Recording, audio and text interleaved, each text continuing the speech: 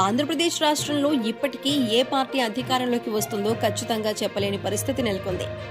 తాజాగా జన్మత్ సర్వే ఫలితాలు వెల్లడి కాగా ఈ సర్వే సంస్థ రాష్ట్రంలో వైసీపీని అధికారంలోకి వస్తుందని, అయితే కేవలం 93 నుంచి 96 స్థానాల్లో మాత్రమే వైసీపీ విజయం సాధించే ఛాన్స్ అయితే ఉందని వెల్లడించింది.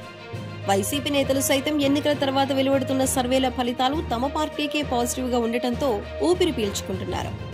శ్రీకాకుళం, విజయనగరం, విశాఖ, అనకాపల్లి ఎంపీ అభ్యర్థులను క్రాస్ ఓటింగ్ తెగ టెన్షన్ పడుతోంది. చాలా నియోజకవర్గాల్లో రెబల్స్ తమకు వ్యతిరేకంగా పనిచేశారని తెలిసి షాక్ అవ్వటం ఎంపీ అభ్యర్థుల వంతవుతోంది.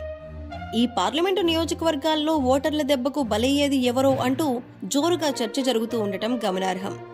క్రాస్ ఓటింగ్ దెబ్బకు కొంతమంది అభ్యర్థులు మెజారిటీ విషయంలో కూడా మాట మార్చేశారని తెలుస్తోంది. క్రాస్ ఓటింగ్ కూటమి కొంప ముంచనుందో వైసీపీ కొంప ముంచనుందో తెలియాలంటే మాత్రం ఎన్నికల ఫలితాలు వెలువడే వరకు ఆగాల్సిందేనని చెప్పవచ్చు. ఎంపీ అభ్యర్థులు సొంత ఊళ్లలో ప్రత్యర్థి పార్టీల నుంచి సైతం ఓట్లు అభిమానంతో పడ్డాయని తెలుస్తోంది. క్రాస్ ఓటింగ్ ఎవరికి వరమో ఎవరికి శాపమో తెలియాల్సి ఉంది. 1,00,000 మెజారిటీ 2 లక్షల మెజారిటీ వస్తుందని భావించిన వాళ్లు ఇప్పుడు గెలిస్తే చాలని అనుకునే పరిస్థితి ఉంది. చాలా కుటుంబాలలో భర్తల ఓట్లు కూటమికి పడితే భార్యల ఓట్లు వైసీపీకి పడ్డాయని తెలుస్తోంది.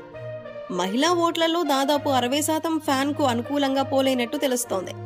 టఫ్ ఫైట్ ఉన్న నియోజకవర్గాల్లో మహిళల ఓట్లే కీలకంగా మారనున్నాయని సమాచారం.